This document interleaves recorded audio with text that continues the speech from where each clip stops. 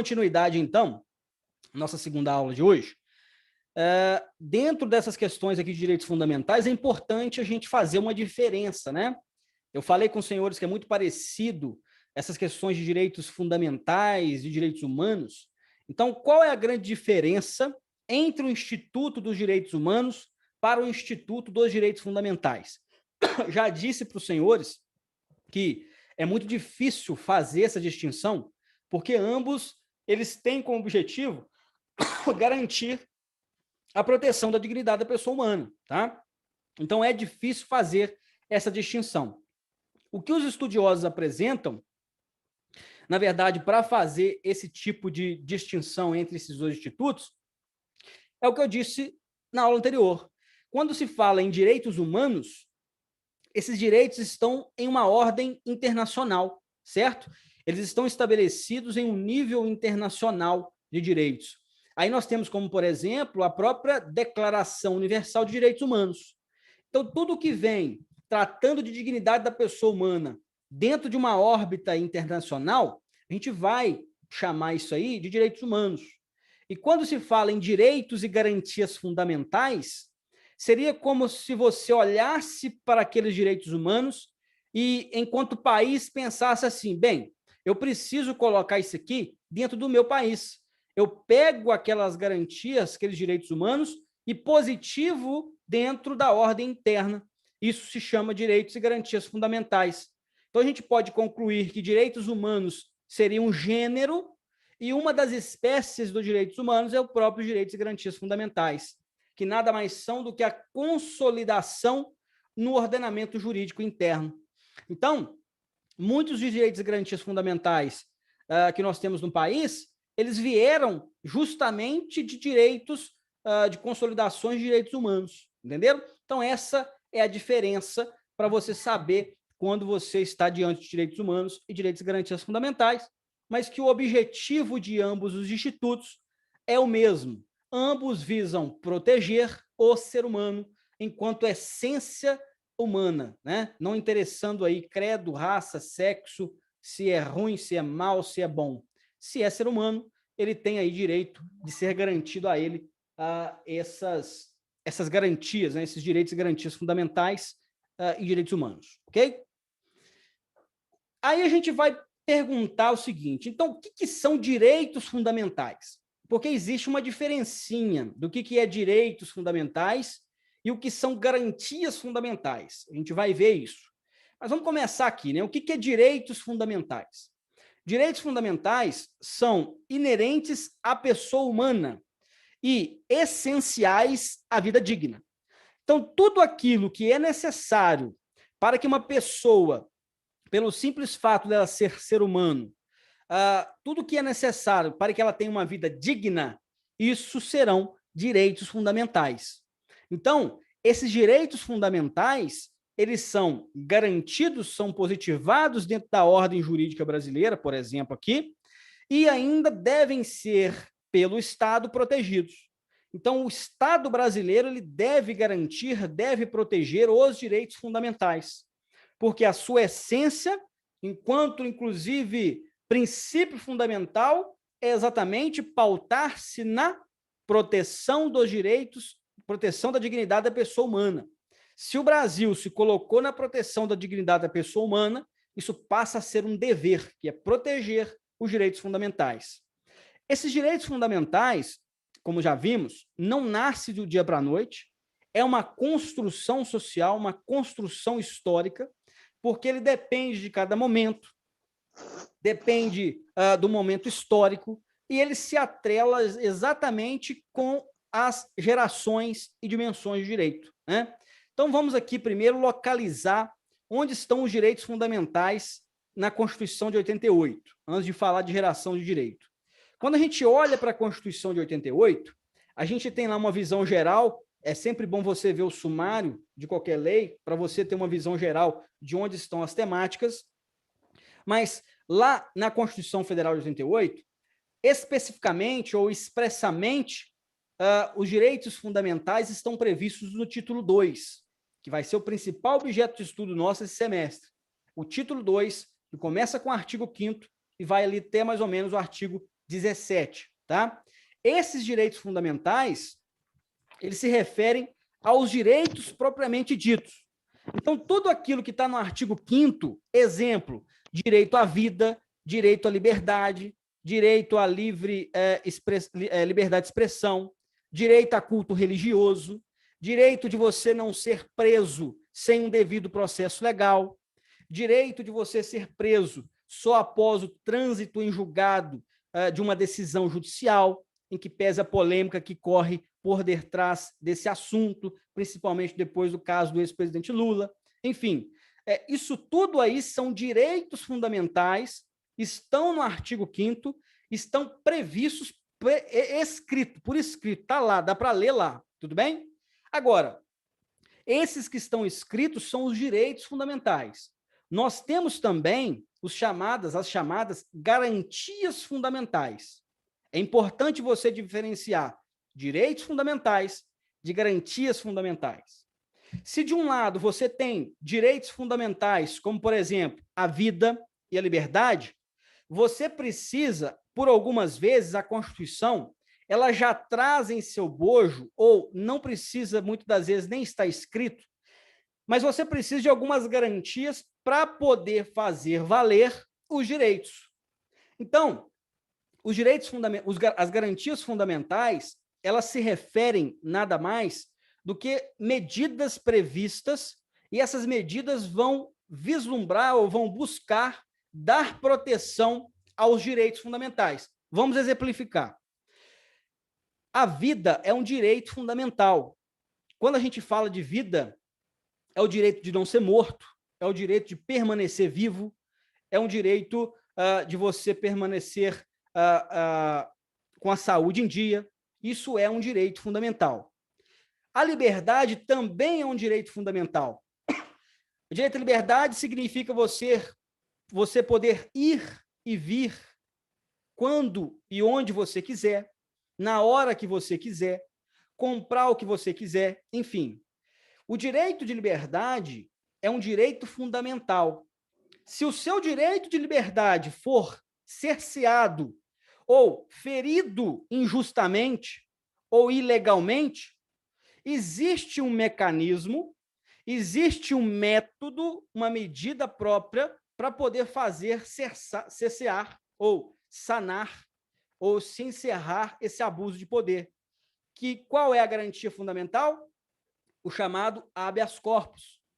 O habeas corpus, também conhecido, né, é um remédio constitucional, ele é utilizado exatamente como uma garantia fundamental para o direito fundamental de liberdade. Então, se você for preso ilegalmente, você vai impetrar um habeas corpus para a autoridade judicial e ela vai ter que lhe soltar imediatamente, se comprovada a ilegalidade da sua prisão.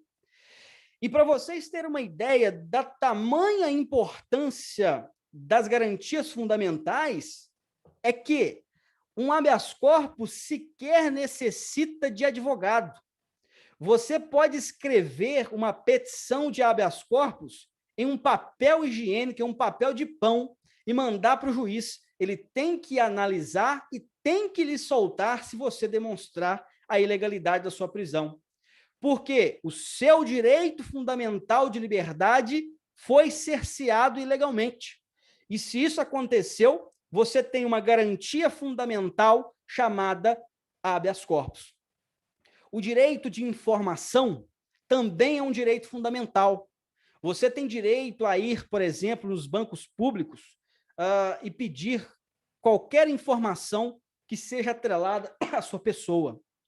Se o seu direito fundamental de informação ele é negado, por exemplo, pela administração pública, você tem uma garantia fundamental chamada habeas data.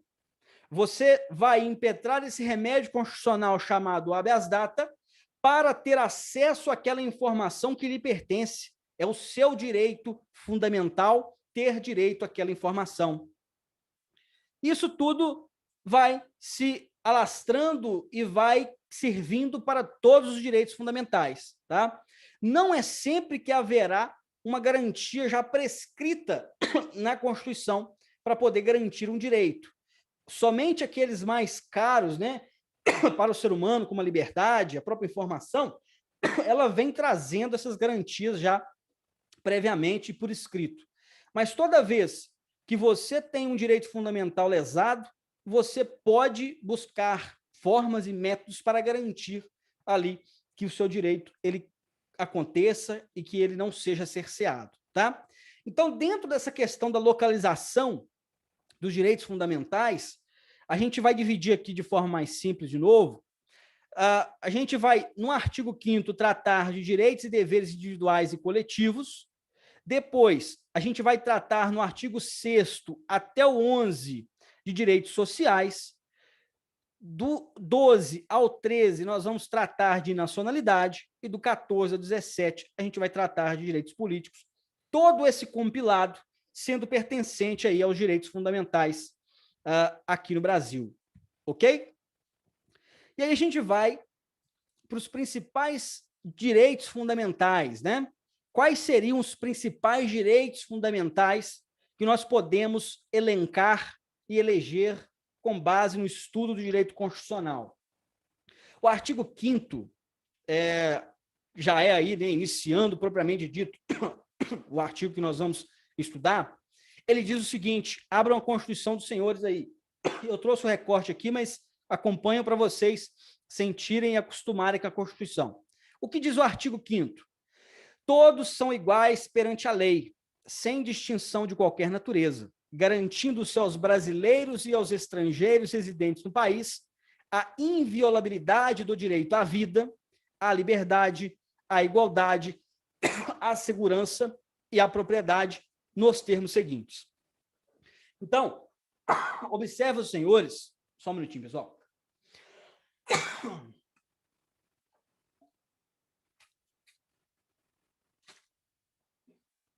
Observe os senhores que quando o Constituinte ele iniciou a matéria de direitos fundamentais, ele já elenca alguns que podemos considerar como os principais, que são exatamente a vida, a liberdade, a igualdade, a segurança e a propriedade.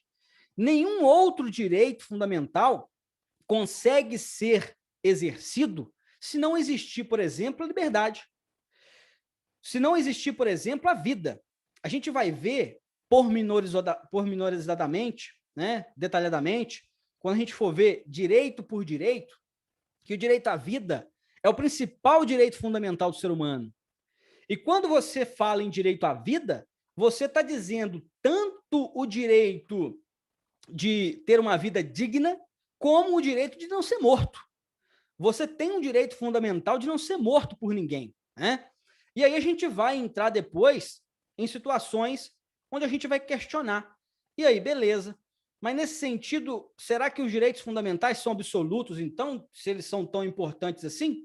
É um tema interessante que nós vamos ver daqui a pouco. Então, a Constituição Federal ela já elenca alguns direitos principais que sem esses não tem como exercer outros.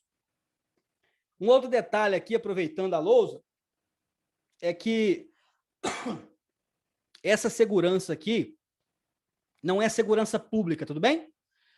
A segurança, o direito fundamental de segurança, trazido no artigo 5º da Constituição Federal, que trata de direito fundamental, não é a segurança da polícia na rua, a segurança pública, é a segurança jurídica, tudo bem? Então, é um direito fundamental a existência de segurança jurídica. A segurança pública, ela está lá no artigo 144, tá bom, pessoal? Quando vai tratar aí das entidades da segurança pública. Aqui é segurança jurídica. Um exemplo de segurança jurídica, né? Você tem um processo, por exemplo, e você teve uma decisão favorável ou desfavorável, dependendo do caso. Essa decisão judicial ela vai transitar em julgado. Depois de transitar em julgado, não tem como mais rever aquela decisão, né? Existem algumas exceções, por exemplo, ação rescisória, mas é excepcional. Então, transitou em julgado, acabou, não vai se discutir aquilo mais. Se você foi beneficiado por aquele direito, não vai vir um outro juiz e vai desfazer aquela sentença transitada em julgado. Isso é segurança jurídica, tudo bem? No Brasil, a gente peca em segurança jurídica porque o país é um país que não tem muita segurança jurídica. Querem ver o exemplo? Vamos polemizar um pouquinho aqui. A Constituição Federal, só para vocês verem aqui a questão da segurança jurídica.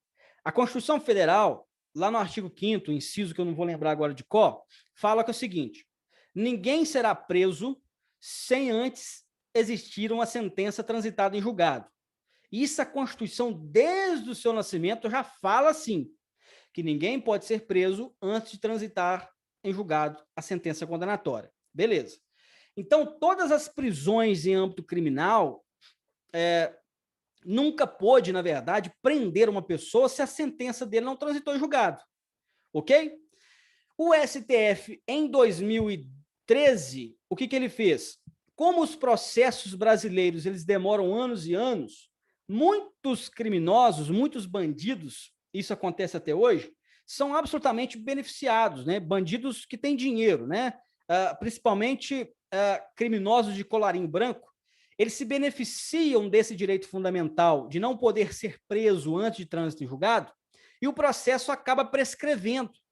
Então, esse processo dura aí 30 anos, prescreve e o cara nunca vai preso, e ainda sai com muito dinheiro no bolso. Então, isso tudo para tentar reforçar, ou melhor, melhorar, o que o STF fez? Ele, em 2013, diz, bom, não é que não pode ser preso antes do trânsito em julgado de uma decisão. Se você foi condenado em primeira instância e foi condenado, mantida a condenação em uma segunda instância, você pode sim começar a cumprir a sua pena.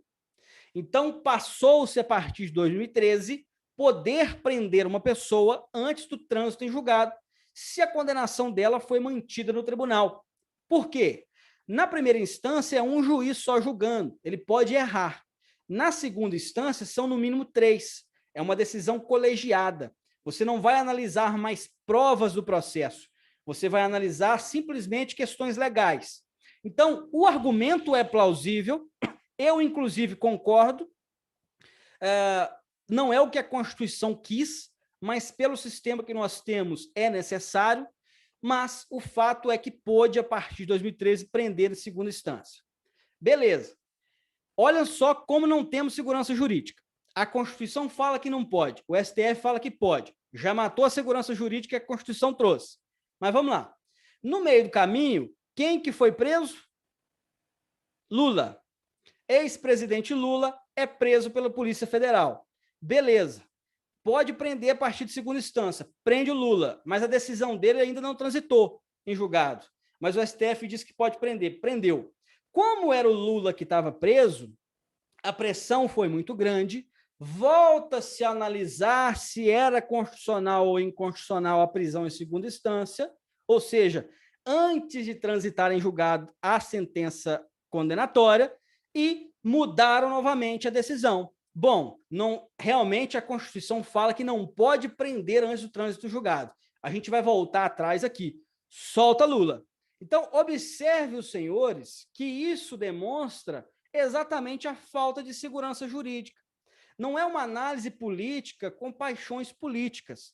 Se você for seguir o que a Constituição realmente fala, não pode. Não era nem para ter discutido. Era simplesmente para manter, não pode prender antes de transitar em julgado. Mas uma observação importante. Ao mesmo tempo que a Constituição Federal, ela dá o direito da pessoa só ser presa depois do trânsito em julgado, ela também manda que o processo tenha celeridade processual. Os julgamentos não podem demorar 30 anos e prescrever um crime, porque isso vira bagunça. Isso é burlar o sistema judicial. Então, se eu Douglas, né? O que eu acho o cenário ideal? Eu concordo que a pessoa só pode ser presa com o trânsito em julgado da decisão condenatória, mas para que isso seja eficaz, eu tenho que ter um poder judiciário que decida em tempo hábil. Eu tenho que ter um poder judiciário que cumpra o outro direito fundamental de ter o processo julgado com celeridade. Aí eu vou cumprir os dois direitos fundamentais. Mas como eu não cumpro um, a forma que se vê hoje é exatamente interpretar no sentido de autorizar uma prisão a partir da segunda instância.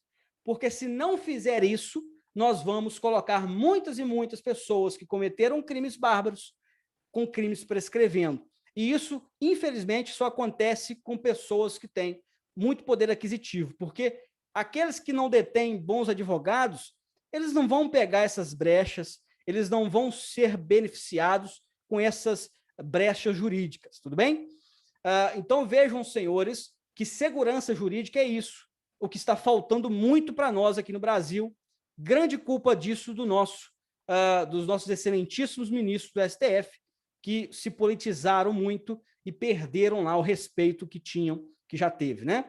Então, hoje está muito complicado, muito politizado, e isso acontece, acaba trazendo aí pouca segurança jurídica para o país. Beleza?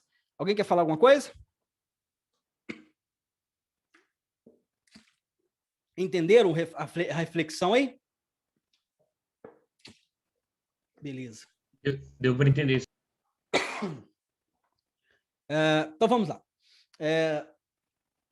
Ainda dentro dessa questão, então, a gente tem um outro tema importante, que é exatamente a questão da colisão de direitos fundamentais. Eu, inclusive, no exemplo aqui da prisão de segunda instância, eu já fiz colidir 2 direitos fundamentais, não sei se os senhores perceberam. Um direito fundamental é de ser preso somente quando você tiver uma sentença transitada em julgado, e o outro direito fundamental é exatamente você ter um processo julgado em tempo de ter uma celeridade processual, né? Não burlar ou protelar o processo a ponto dele prescrever. Observe, senhores, que já houve uma aqui colisão de direitos fundamentais. Uma outra colisão de direitos fundamentais. Você mata uma pessoa, né? O direito fundamental de vida, da vida, ele é atinente, todos têm direito fundamental à vida. E isso engloba o direito de não ser morto. E quando uma pessoa mata a outra, né? Houve aqui uma colisão. Não quando se mata injustamente, não quando se mata sem motivo, mas eu estou falando da legítima defesa. Quando você mata uma pessoa em legítima defesa, há uma colisão aqui exatamente do direito à vida, 2 direitos à vida. Os 2 têm direito à vida. Como que vai fazer? Então, essa questão de direito fundamental aqui, para responder quando isso acontece, começa no seguinte, pessoal, guardem isso na mente dos senhores. Não existe nenhum direito fundamental absoluto, tá? Todos os direitos fundamentais, eles são relativos. Os direitos fundamentais são relativos ou podem ser relativizados. Existe aqui uma única exceção trazida por alguns doutrinadores, que é o direito à não tortura, tá? Eu vou até falar dele um pouquinho depois, mas o único direito fundamental que alguns doutrinadores entendem que esse realmente é absoluto é o direito de não ser torturado, tá? Não poderia, de forma alguma, relativizar a tortura sobre hipótese nenhuma. Então, seria aí a única hipótese. Os outros mais, todos podem ser relativizados. Isso é absolutamente necessário para a gente trabalhar exatamente essas hipóteses que acontecem, como o exemplo que eu dei, né? Em casos onde mais de um direito fundamental é discutido, com certeza pode haver colisão entre eles. Então, nós temos o direito à vida versus a legítima defesa, né? 2 direitos à vida. E aí?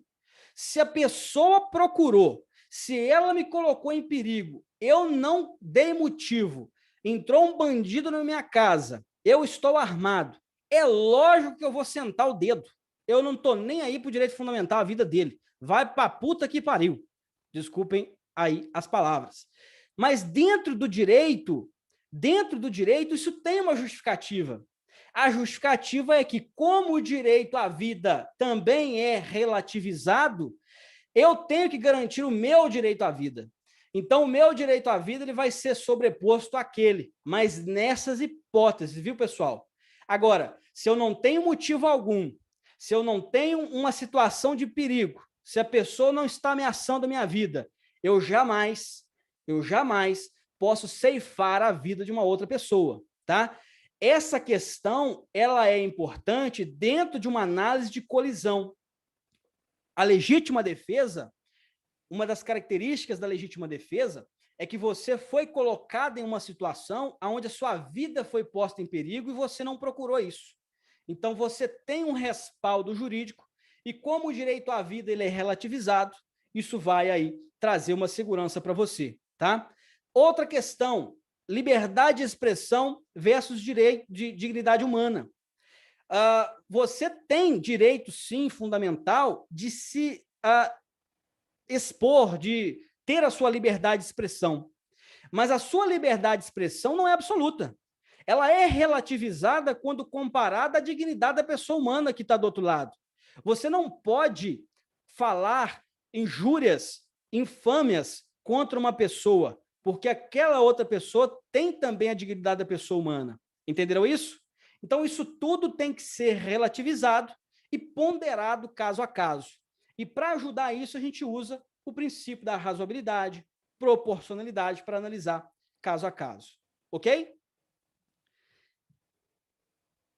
Deixa eu ver se falta muito aqui. Vou só finalizar aqui mais um slide, está acabando, tá? A gente já entra depois na próxima aula em outro tema. Aí nós temos aqui os chamados direitos absolutos e relativos, né? Que é uma importante diferenciação também quando a gente estuda direitos fundamentais. Quando a gente fala em direitos fundamentais absolutos, significaria dizer que esses direitos, eles são, na verdade, imprescindíveis à vida digna, né? Isso são os direitos fundamentais absolutos. Eles não poderiam ser sobrepostos de forma alguma. Já disse para os senhores que a regra é que todos podem ser relativizados. A única exceção que existe na doutrina realmente é o direito de não ser torturado, tá? E temos aí os direitos fundamentais relativos, que é uma característica dos nossos direitos fundamentais, de serem relativos, né? Poderem ser relativizados. Eles continuam sendo essenciais à dignidade da pessoa humana, contudo, eles podem ser relativizados a depender da situação concreta. E aí entra a discussão interessante que a gente vai finalizar a aula, né?